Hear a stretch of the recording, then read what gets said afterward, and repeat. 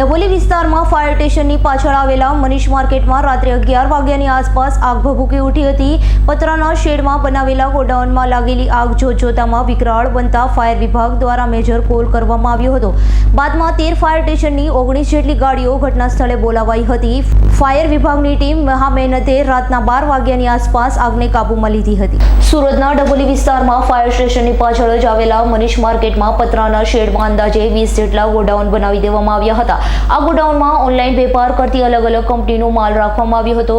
Online જે ગ્રાહકો માલ મંગાવતા હોય છે તેમનો અહીં સ્ટોક કરવામાં આવતો હતો અને ત્યારબાદ અહીંથી સપ્લાયર કરવામાં આવતું હતું તેવું જાણવા મળ્યું છે. જેમાં ગત મોડી રાત્રે એક તરફ 10 ગોડાઉનની લાઇનમાં આગ ભભૂકી ઉઠી હતી. તો આ અંગે ફાયર ઓફિસર M.K. ધોબીએ જણાવ્યું હતું કે પતરાના શેડમાં આવેલા એમેઝોન સહિતની અલગ અલગ કંપનીઓના ગોડાઉન અહીં ઊભા કરવામાં આવ્યા છે.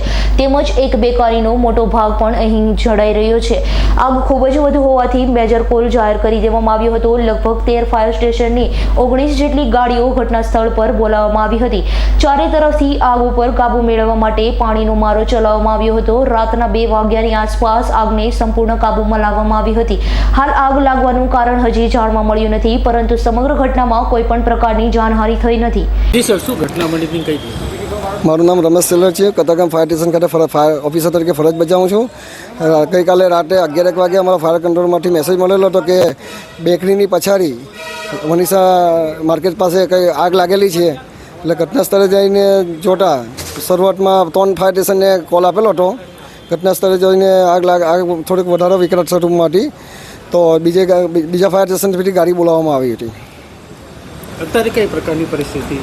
અત્યારે હમણાં જે 11 વાગ્યાની આગ લાગેલી છે લગભગ પવનને લીધે અમારે કંટ્રોલ કરતાં 4:30 વાગી ગયેલા હતા. હમણાં સવારે લગભગ 9:30 લગીને અમને કુલિંગ કરતાં થયું છે.